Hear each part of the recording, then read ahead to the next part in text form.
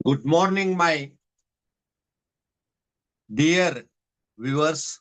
My name is Ananda Masuli, Bagalkot, Karnataka State. My mobile number is 9242494770. WhatsApp number is 9900913869. ನನ್ನ ಪ್ರೀತಿಯ ವೀಕ್ಷಕರಿಗೆ ವಂದಿಸುತ್ತಾ ನಮ್ಮ ನಟ ಭಯಂಕರ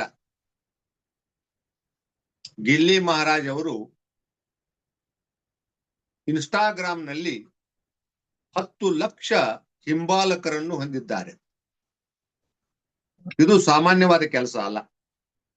ದೊಡ್ಡ ದೊಡ್ಡ ಹೀರೋಗಳಿಗೂ ಕೂಡ ಇಷ್ಟು ಫಾಲೋವರ್ಸ್ ಇಲ್ಲ.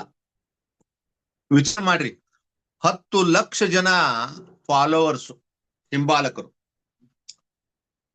ಇದಲ್ಲದೆ ಸಾಕಷ್ಟು ಜನ ಗಿಲ್ಲಿಯನ್ನ ಇಷ್ಟಪಡುವವರು ಕರ್ನಾಟಕದಲ್ಲಿದ್ದಾರೆ, ಮಹಾರಾಷ್ಟ್ರದಲ್ಲಿದ್ದಾರೆ, ಆಂಧ್ರದಲ್ಲಿದ್ದಾರೆ, ತಮಿಳುನಾಡಿನಲ್ಲಿದ್ದಾರೆ. ಪರದೇಶಗಳಲ್ಲಿ ಕೂಡ ಇರ್ತಕ್ಕಂತಹ ಎಷ್ಟೋ ಕನ್ನಡಿಗರು ಗಿಲ್ಲಿ ಮಹಾರಾಜರನ್ನ ಇಷ್ಟಪಡ್ತಾ ಇದ್ದಾರೆ. ಅವ್ರನ್ನೆಲ್ಲ ಸೇರಿಸಿದ್ರೆ ಹೆಚ್ಚು ಕಮ್ಮಿ ಅದು ಒಂದು 10 ಲಕ್ಷ ಆಗ್ಬೋದೇನೋ ಅನ್ಸುತ್ತೆ ನನಗ. ನೋಡ್ರಿ, 20 ಲಕ್ಷ ಜನರೊಳಗ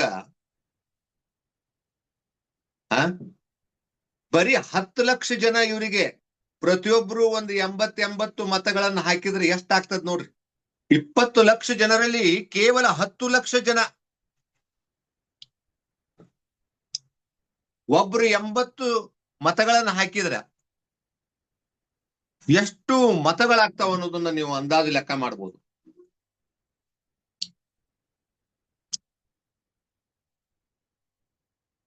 ಗಿಲ್ಲಿ ಅವರು ಇಷ್ಟ ಆಗಲಿಕ್ಕೆ ಮುಖ್ಯವಾದ ಕಾರಣ ಅವರ ವ್ಯಕ್ತಿತ್ವ.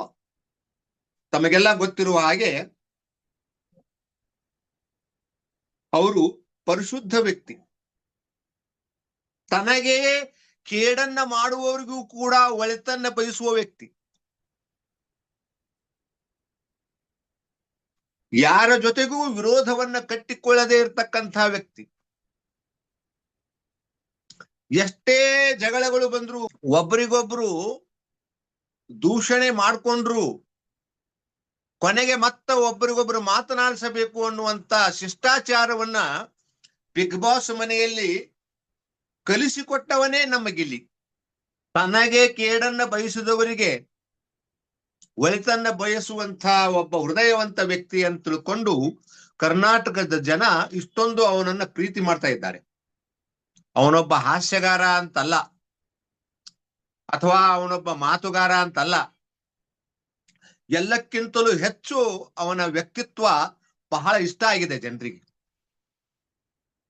ಸರ್ವರಿಗೂ ಲೇಸನ್ನೇ ಬಯಸಬೇಕನ್ನುವಂತ ಒಬ್ಬ ಮಹಾನ್ ಚಿಂತಕ ನಮ್ಮ ಗಿಲ್ಲಿ ಮಹಾರಾಜ್ ಅಂತ ಹೇಳಿಕ್ ಇಷ್ಟಪಡ್ತೀನಿ ನಾನು.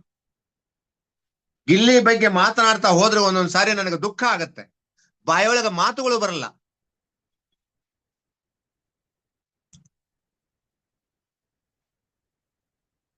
ಆ ವ್ಯಕ್ತಿಯನ್ನ ನಾನು ಚಿನ್ನಕ್ಕೆ ಹೋಲಿಸ್ಬೇಕು ಅಂತ ಅನಿಸ್ತದ. ಆದ್ರೆ ಬರೀ ಚಿನ್ನ ಅಲ್ಲ, ಅದಕ್ಕಿಂತಲೂ ಹೆಚ್ಚಿನ ವ್ಯಕ್ತಿ ಈತ. ತನಗಾಗಿ ಟಾಸ್ಕ್ ಅನ್ನ ಆಡದೆ ಇರುವಷ್ಟು ಸ್ಟ್ರಾಂಗ್ ಆಗಿ, ಅದರಲ್ಲೂ ತನ್ನ ಮೈಯಲ್ಲಿ ಹುಷಾರಿಲ್ಲ ಅಂಥ ಸಂದರ್ಭದಲ್ಲಿ ತನ್ನ ಮೈಯಲ್ಲಿರುವ ಎಲ್ಲ ಶಕ್ತಿಯನ್ನು ಬಳಸಿ ಕಾವ್ಯಗೋಸ್ಕರ ನೀರಿನಲ್ಲಿ ಮುಳುಗಿ ಮುಳುಗಿ ಪೈಪ್ಗಳನ್ನ ತಂದುಕೊಟ್ಟಂತ ಮಹಾನ್ ವ್ಯಕ್ತಿ ನಮ್ಮ ಗಿಲ್ಲಿ. ಗಿಲ್ಲಿಯನ್ನ ನೀವು ಹಗುರವಾಗಿ ತಿಳ್ಕೋಬೇಡಿ.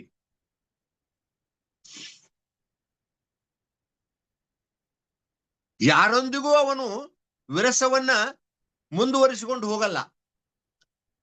ಈ ಹಿಂದೊಮ್ಮೆ ಅವನೇ ಹೇಳಿದ ಮಾತು, ಈ ಜಗತ್ತಿನಲ್ಲಿ ಯಾರು ಜಗಳ ಮಾಡಬಾರ್ದು, ಭಿನ್ನಾಭಿಪ್ರಾಯಗಳನ್ನು ತಂದುಕೋಬಾರ್ದು, ನಗನಗತಾ ಜೀವನವನ್ನ ಮಾಡಬೇಕು ಅನ್ನುವಂತ ಮಾತನ್ನ ಹೇಳಿದರು. ಆಮೇಲೆ ಇನ್ನೊಂದ್ಸಾರಿ ಒಂದ್ ಕಡೆ ಒಂದ್ ಮಾತು ಹೇಳ್ತಾರ, ಬಿಗ್ ಬಾಸ್ ಹೊರಗಡೆ ಹೇಳಿದಂತ ಮಾತುಗಳಿವು. ಪ್ರೀತಿಗೋಸ್ಕರ, ಪ್ರೇಮಕ್ಕೋಸ್ಕರ ಶ್ರೀಕೃಷ್ಣ ಪರಮಾತ್ಮನೇ ಪರದಾಡಿ ಬಿಟ್ಟಿದ್ದಾನೆ, ನಾವ್ ಯಾವ ಲೆಕ್ಕ ಅಂತ ಹೇಳ್ತಾನೆ ನಮ್ಮ ಗಿಲ್ಲಿ ಮಹಾರಾಜ್.